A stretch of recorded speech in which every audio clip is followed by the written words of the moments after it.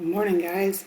This morning we are talking about one of my favorite things in reading that you guys are going to learn to love. Right now you probably don't, but you will. So, when good readers are reading and we're thinking about reading, we write down our thoughts and our ideas. We make note of important details, things that we're reading that are interesting or that we wonder about. We've been doing that. But we can do that all while we're reading through what is called annotations. So annotations just means kind of notes. I call them brain jots. I jot down what my brain is thinking. This is extremely helpful if you're reading a difficult text or if you're taking a test. So, because that helps you to find your answers that you're looking for. And you can see on the screen I have displayed a chart that is in the front of your reading books. So each of your reading books have this chart. And these are some of the annotations that we use. So I always like to highlight, but if you don't have a highlighter, you can underline key details. So things that you read that you're like, oh, wow, that's important. Maybe it's something that's very important to the understanding of the text or something that you find important. We can star important ideas in the margin. We can sequence when you're reading a text that's like first, next, then, that's probably going to be important. Not only to your understanding, but if there are questions that go with the text, so you can number those. If there's something that's a new word for you or a phrase that's new, we can circle those. If it's something you're wondering about, and you're like, I wonder why, question mark, because that makes sense. It's a question in your mind. And then an exclamation mark for things that are like, wow, cool. I tend to draw my own Dr. Hasty emojis also for those kinds of things. And you can kind of annotate as you see fit too, but this is a great guideline for ways to mark up a text so that you know what you read. We also write notes as we're making these annotations. If you had a question about something, write that question in the margin. If you have a connection, those kinds of things. So the text that I have with us today, and I probably shouldn't have laid it down already, is your Government in Action book. It's our Unit 1 book that we're actually going to start next week. But I grabbed it to practice because on page 10, they have the story, Saving Yellowstone. And it's kind of a nice shorter text for us to use this morning for our reading lesson. So if you can grab that, pause the video if you need to. I know my kids, I told you yesterday to make sure you bring it. So that's here, so you can do this with me. That's the expectation today. No notes in a notebook, just that you annotate with me as we read. As I begin reading, I see the title, Saving Yellowstone. And I'm going to go ahead and highlight or underline that because the title tells me a lot about a text before I even start reading. I know that Yellowstone is a park. It's actually a national park, really here in the United States.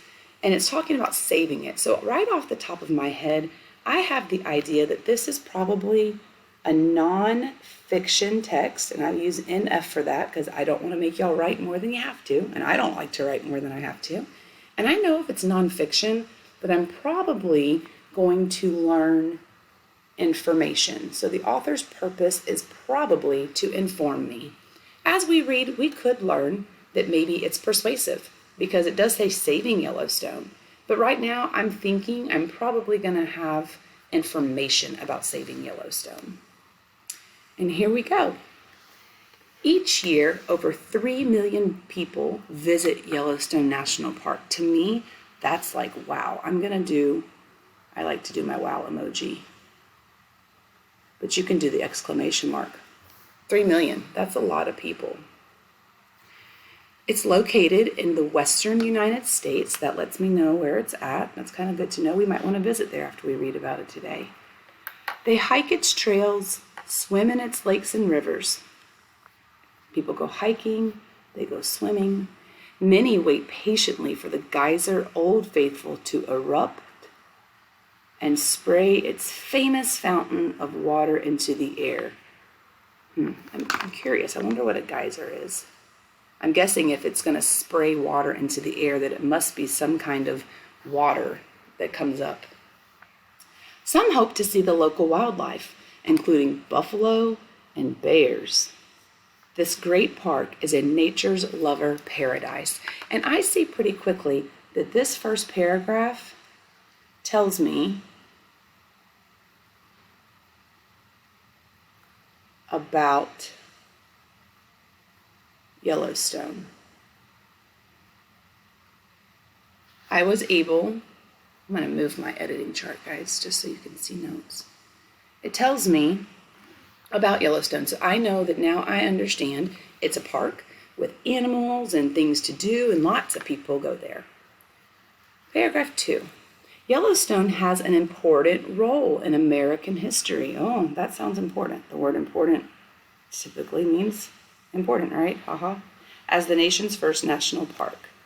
I'm going to put a star here. In 1871, Ferdinand Hayden led a group of explorers into the Yellowstone River Basin. His group included scientists, map makers, and artists. They took notes, like we're doing, painted pictures of the area, which was mostly wilderness. I'm also going to come up here, I'm going to underline this 1871, because I know 1871 was a long time ago.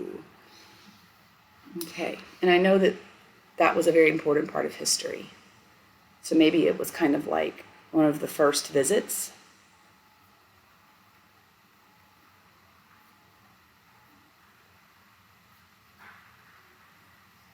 It's kind of my main idea of that paragraph.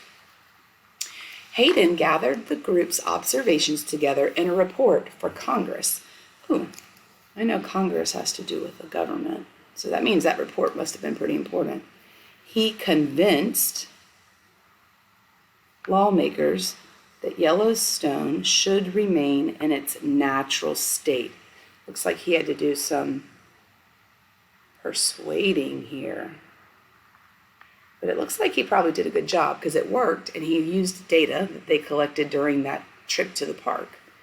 They agreed, and they passed a bill to protect the area and establish a national park. So paragraph 3 talks to me about protecting the park. And I'm just going to put down here, a bill was passed. President Grant, maybe I'll circle him, signed the bill into law on March 1st, 1872. This meant that people could not build homes or develop towns there. The law stated that the park would remain public for the benefit and enjoyment of the people. So we know the bill was passed.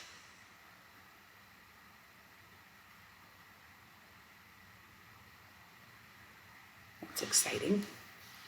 At first, volunteers took care of the park. It's a big responsibility if you're not getting a paycheck. When this became too difficult, the Army stepped in to help. The government, another one of those government words, thought that a national agency would be a better solution. So the National Park Service was created in 1916. Today, park rangers and other staff maintain the park. So here we also have the creation of the National Park Service. Okay, so what's important about annotating, guys, is that you're doing it as you read. I don't know if you paid much attention. I know you're trying to keep up and do what I'm doing, and you probably don't even know what the story was about because you're trying so hard to keep up. But if you noticed, as I read, I highlighted, I made notes. I didn't read it and then go back and do it again. That's too much work. We want to work smart, not hard, okay? But as we're doing it, I've learned so much, and I've made these notes, these main idea notes outside my paragraphs. So now if I wanted to go back and write a summary or just summarize it in my head, for those of you who are like, what did we just read? She lost me. I can go back and say, I learned about Yellowstone Park. The first visits that were made to the park were by scientists, map makers, and artists who documented their visit. They then took their documentation to Congress and presented a bill to protect the park. The bill was passed by President Grant so that people could not build homes or develop towns, but it would be public still, so people could still visit. After it became too much for volunteers to take care of the park, the government created the National Park Service to take care of the park. What a great summary. And it was easy, right? Because I had these little notes and these main people who helped along the way circled. So if I were to ask you to go back and write a summary about the text or just summarize it to me with your words, you have all those notes there to help you create a short, sweet version that captures the main idea of our story, which was the story of saving Yellowstone Park.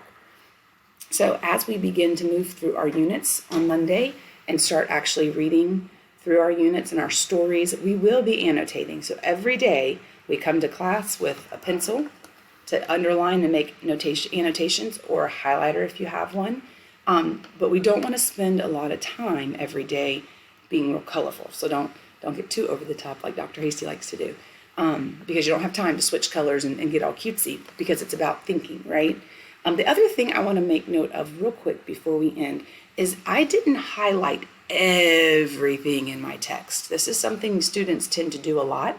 They get excited to use a highlighter, and all of a sudden everything's highlighted. If I highlighted everything, would anything stand out to be important? No, right? Because it would all be highlighted. So when I just highlight things that sound important or interesting to what I'm reading, it was easy for me to go back and summarize and say, oh yeah, the first visitors were scientists, map makers, and artists, because it was highlighted right there. It popped out at me, okay? So try and take some time this morning.